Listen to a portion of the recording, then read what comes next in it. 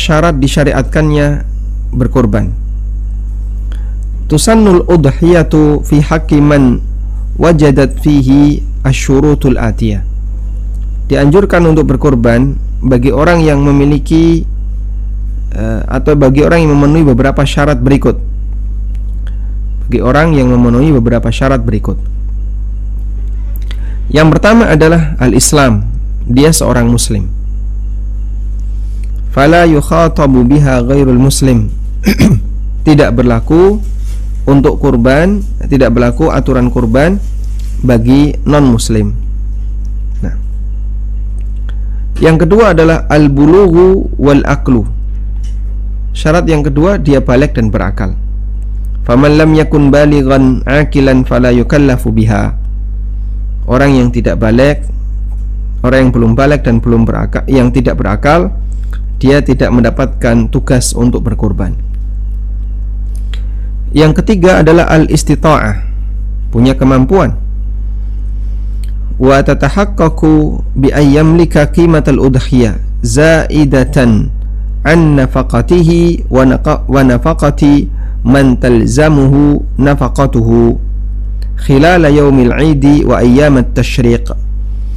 Yang ketiga adalah dia punya kemampuan. Dan batasan kemampuan adalah dia punya uang yang bisa digunakan untuk membeli seekor hewan kurban yang sah untuk dikorbankan, yang itu tidak mengganggu nafkahnya dan nafkah keluarganya yang wajib untuk dia nafkahi pada saat hari Id dan di 3 hari tasyrik.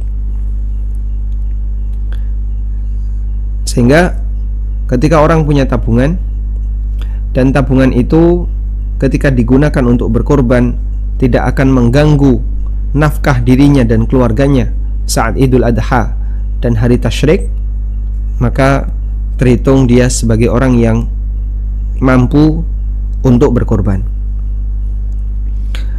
Selanjutnya, al-mas'alatu tsaniyah, pembahasan yang kedua. Ma tajuzul udhiyatu bihi, atau sebelumnya ya. Tadi kita telah menyampaikan khilaf ulama terkait hukum berkorban. Sebagian ulama menilai korban hukumnya wajib dan sebagian ulama menilai korban hukumnya anjuran. Namun kita mengambil kesimpulan bahwa berkorban adalah sunnah muakkadah, sunnah yang ditekankan, maka sebisa mungkin jangan sampai ditinggalkan. Sebisa mungkin jangan sampai ditinggalkan.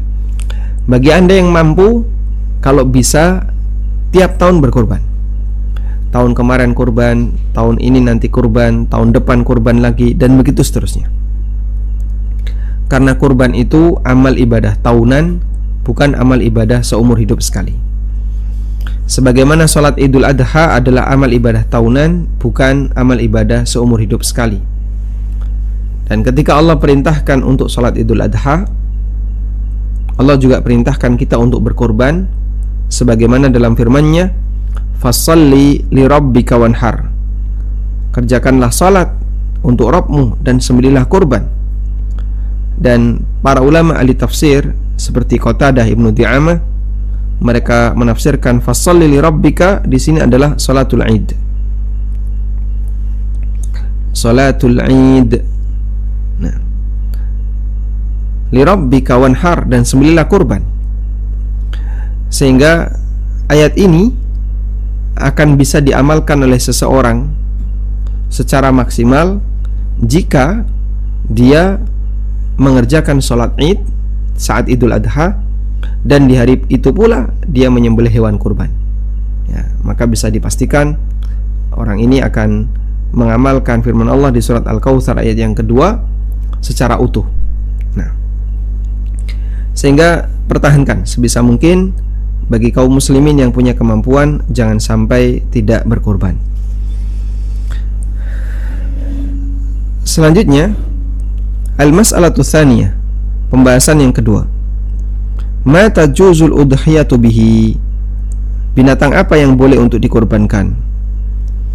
Di sini penulis mengatakan la tasihul udhiyatu illa an takuna min, tidak sah korban kecuali jika dari jenis onta, sapi, dan domba maupun al-ma'iz.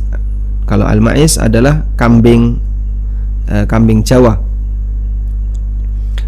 Liqaulihi ta'ala, berdasarkan firman Allah Ta'ala, wa likulli ummatin ja'alna mansakan liyadhkuru ismallahi ala ma razaqahum min bahimatil an'am. Setiap umat aku jadikan mereka mansakan, kegiatan nusuk, yaitu berkurban. Liyadhkuru ismallahi ala ma razaqahum, agar mereka menyebut nama Allah terhadap rezeki yang Allah berikan kepada mereka. Sehingga kita melakukan kegiatan menyembelih binatang untuk mengingat nama Allah Ta'ala, mengagungkan nama Allah Ta'ala. Min bahimatil an'am, berupa bahimatul an'am, binatang ternak. Dan yang dimaksud dengan al-an'am adalah binatang yang tidak keluar dari 3 jenis binatang di atas: onta, sapi, kambing.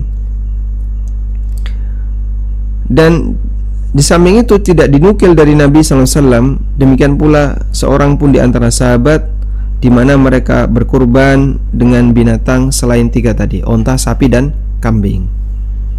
Ya, maka tidak boleh berkurban dengan menggunakan kuda atau kurban dengan menggunakan keledai atau binatang-binatang yang lainnya. Tayyib. Lalu boleh nggak berkorban dengan menggunakan kerbau? Jawabannya, al-jamus, yaitu kerbau, dia masuk dalam golongan al-baqar, sapi, sehingga boleh dipakai untuk berkorban.